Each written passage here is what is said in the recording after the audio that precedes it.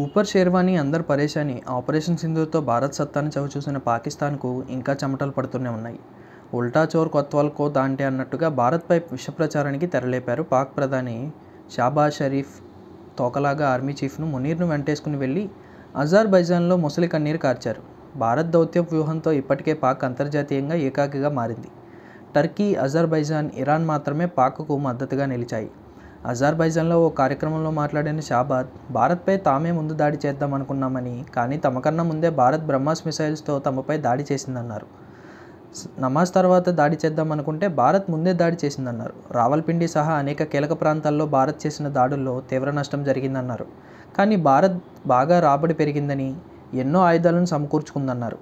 భారత్ దాడుల గురించి తమ ఆర్మీ చీఫ్ అసీం మునీర్ తనకు చెప్పారన్నారు షాబాజ్.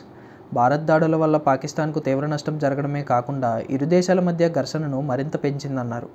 భారత్ దాడి చేసిన టైంలో తమ దేశాన్ని కాపాడుకోవడం మినహా మరే మార్గం లేదన్నారు. పోరు నష్టం ఉన్న మునీర్ సలహా మేరకు తాను కాల్పుల విరమణకు అంగీకరించారని కలరింగిచ్చారాయన. అంతేకాదు, చేతులు కాలాక ఆకులు పట్టుకున్నట్టు పహల్గామ్ ఉగ్రదాడిపై ఇన్ని రోజుల తర్వాత స్పందించారు పాక్ ప్రధాని.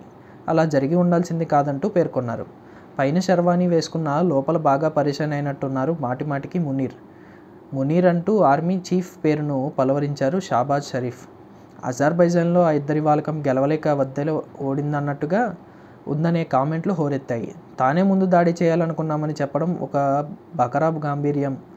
ఘర్షణలు పెరగకూడదని కాల్పుల విరమణకు అంగీకరించామని చెప్పడం మిలీనియం జోక్ అంటున్నారు నెటిజన్స్. ఆర్థిక సంక్షోభంతో పాక్ పీకుల్లోతూ నష్టాల్లో ఉంది.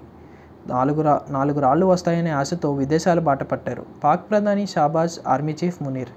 ఆర్థిక సాయం కోసం పాకులాటతో పాటు భారత్ అంటే ఎంత భయం ఉందో పాక్ ప్రధాని మాటల్లో స్పష్టమైందని, పేరులో తప్ప ఆయన తీరులో షరీఫ్లా లేదనే చర్చ నడుస్తోంది పబ్లిక్ డొమైన్లో. సింపుల్గా చెప్పాలంటే పాక్ ప్రధాని తంటాలన్నీ భీక్ మాంగే కే లియే అనే అర్థమవుతోందనే మరో చర్చ.